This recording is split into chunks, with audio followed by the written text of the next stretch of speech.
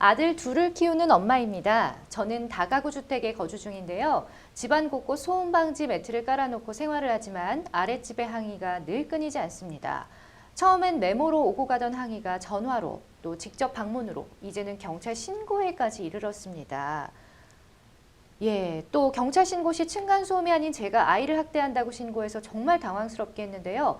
요즘은 아이가 조금만 뛰어도 밑에서 바닥을 치는 등 도를 지나친 행위에 저희도 피해를 입고 있어요. 이럴 경우 조치가 가능할까요? 라고 남겨주셨네요. 층간소음 정말 문제가 많습니다. 이 환경부 산하 층간소음 이웃사회센터 전화상담건 등 가운데 층간소음 원인 대부분이 바닥 충격음이었다고 해요. 근데 뭐 애들 키우는 집이나 아니면 뭐 조금 발걸음을 쿵쿵 이렇게 하시는 분들 있잖아요. 그렇게만 해도 되게 민감하게 받아들이는 분도 있고 또 어떤 분들은 그냥 무디게 이렇게 하시는 분들도 있어서 이웃 간에 어떤 이웃을 만나느냐도 사실 참 중요한 부분인 것 같습니다. 근데 이제 아이들로 인한 층간소음이 압도적으로 많았다고 하거든요. 이분도 이제 그런 사례인 것 같은데 층간소음이 있을 경우에 일단 가볍게 어떤 조치를 취할 수가 있나요? 일단은 저도 이제 아이를 키우는 부모 입장에서 그러니까 애들이 뛰는 거는 자연스러운 거예요. 그렇죠. 막을 수가 없죠. 애들이니까 뛰지. 예, 어른이면 그럼요. 뛰겠나요? 예. 근데 그걸 또 말을 하면 들으면 어른이지. 그렇죠. 어른은 애들이기 때문에 그걸 통제할 수 없는 부분이 네. 있는데 그 공동주택 층간소음의 범위와 기준에 관한 규칙이라는 게 있습니다. 네. 여기 보시면 그 층간소음을 정해놓은 기준이 있어요. 그래서 이걸 측정하지 않은 이상은 내가 초과를 했는지 네. 초과를 하지 않았음에도 불구하고 아랫사람이 민감한 건지에 대해서 기준이 없잖아요. 예, 없죠. 뛰었다고 소리 뛰는 게 수위난도를 넘는지 여부를 판단해야 되기 때문에 네. 이런 측정을 해봐야 될 텐데 우리가 할 수는 없잖아요. 그렇죠. 그래서 다 주관적이기 맞습니다. 때문에. 그래서 방금 말씀하셨던 임수님께서 말씀하셨던 층간소음 이웃사이 센터라는 데가 있는데 네. 거기에 민원 접수를 하시면 거기 방문 상담으로 해서 현장으로 오셔서 방문 상담도 해주시고 그리고 층간소음 측정 서비스도 해준다고 하니 그걸 이용하셔서 일단 기준을 초과했는지 여부에 대해서 판단을 해보시고 이웃 간에 원만하게 해결하셨으면 좋겠습니다.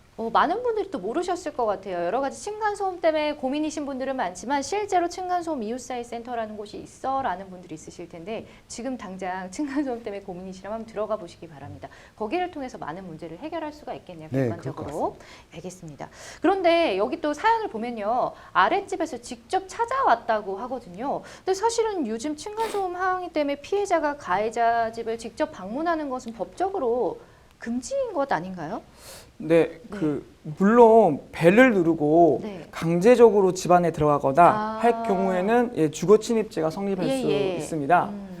하지만 의사에 반하여 집 안에 직접 들어가는 것 없이 단순히 벨을 누르거나 찾아간 것만으로는 범죄가 성립되지는 않습니다. 그렇군요. 근데 다만 제가 좀 재미있는 이제 가처분 결정에 있어서 한번 소개해 드리려고 하는데요. 서울중앙지방법원에서 13년도에 나온 접근금지 가처분의 사건입니다. 이게 그 윗집 사람이 이 아랫집 사람을 상대로 층간소음을 항의하는 과정에서 첫 번째로 집의 초인종을 누르는 행위, 두 번째로 현관문을 두드리는 행위, 세 번째로 전화나 문자 메시지 보내기, 네 번째로 고성 지르기, 다섯 번째로 청장 두드리기를 금지하는 내용으로 이 가처분 신청을 했습니다. 이에 대해서 법원이 어떤 판단을 했냐면요. 첫 번째로 집의 초인종 누르기는 금지, 그 다음에 현관문을 두드리기 금지에 대해서는 인용 결정을 해줬어요. 인용 결정이라 하면요? 그러니까 그 초인종은 누르지 마라. 그리고 현관문을 두드리지 마라. 라는 가처분 신청에 대해서는 인용을 해줬고요. 다만 그 전화나 문자 메시지 금지, 그 다음에 고성 지르기 금지. 그러니까 막 뛰지 마세요라고 소리를 지르는 이런 걸 말하겠죠. 약간 조금 위협이 느껴질 수 있는 정도. 네, 그 다음에 천장 두드리기. 그러니까 뛰지 마세요 하고 막 천장을 치는 거예요. 네, 그런 금지에 대해서는 기각 결정을 했어요.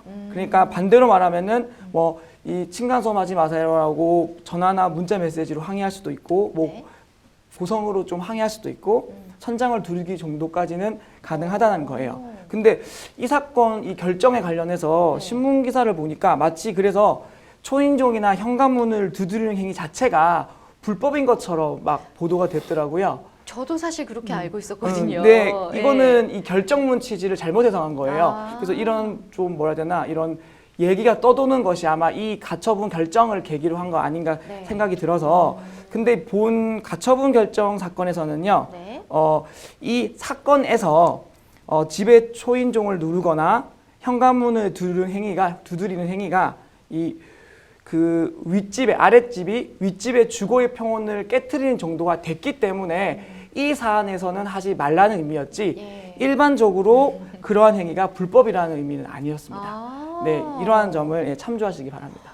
아, 이제 이번에 확실히 알았습니다. 네. 그래서 뭐 이렇게 시끄럽다고 해도 경비실 통해서 아니면 올라가면 안 돼. 보통 막 그렇게 알고 있었거든요. 그러니까 일단은 해보시고 네. 만약에 해가지고 가처분 걸리시면은 네. 혹시 이게 그러면은 하지 변호사님, 말라고 조동희 변호사님 결정이 찾으면 나오면은 되나요? 네. 네. 나오시면은 이제 네. 그때부터 안 하시면 되는 아. 거고요. 근데 다만 강제적으로 들어간 행위는 무조건 주거 침입이 될 수 있으니까 그거는 염두에 두시기 바랍니다. 알겠습니다. 아, 이번에 확실히 알았네요. 그래서 뭐 올라가서 권고하는 정도는 뭐 문을 두드리면서 조금 조용히 해주세요. 좀 시끄러워요. 이 정도는 예, 전혀 법적으로는 문제가 없다. 네 맞습니다. 그렇지만 이제 약간은 위협을 가한다든지 뭐 소리를 지른다든지 천장을 두드린다든지 이거는 이제 법적으로 문제가 될 수 있다. 될 수도 있기 때문에 될 조심은 수도? 하셔야 됩니다. 근데 무조건 그렇다는 건 아니니까. 지금 고소할 거야 이러면 이제 안 통하는 거죠. 그렇죠. 알겠습니다. 이번에 확실히 알았네요. 근데요, 그 사연인 같은 경우에는 실제로 경찰 신고를 당하셨어요. 근데 아동 학대라는 거짓 제보로 신고를 당한 거잖아요. 이는 좀 역으로 사연인 입장에서도 피해자를 신고할 수 있는 부분 아닌가요? 좀 하지 않은 행동에 대해서 했다고 신고가 들어가기 때문에 배삼순 변호사님 네, 어떤가요? 이거는 지금 제 죄송합니다. 사안이 두 개가 섞여 있는 거예요. 예. 층간소음하고는 전혀 별개의 문제고요. 그러니까 허위 사실을 신고하는 경우에는 무고죄라는 게 성립하는 그렇죠. 건데 타인을 징계받거나 형사처벌 받게 할 목적으로 공무서에 허위 신고를 하는 경우를 말하는 거거든요. 네. 객관적인 팩트로 할 수도 있잖아요. 아동을 학대했다라는 사실이 입증이 가능한 사실이고 그게 만약에 객관적 진실을 반하다면 네. 무고죄로 처벌받을 수 있습니다. 오. 네, 그래서 절대 고소하실 때 다소 과장하는 거는 가능할지라도 전혀 없는 얘기를 지어서 써내시면 네. 무고죄로 처벌받을 수 있으니까 항상 조심하셔야 돼요. 그렇죠. 또 눈으로 본 게 아니라서 입증하기도 그럼요. 애매하고요. 그렇죠. 그죠? 맞습니다. 네. 억울할 수는 있겠지만 이제 좀 아닌 행동을 했다라고 했을 경우는 무고죄로 이제 고소를 받을 수가 있기 때문에 이 부분 이제 신고를 할 수 있는 부분이라는 거네요. 결론적으로는. 네, 맞습니다. 네, 알겠습니다.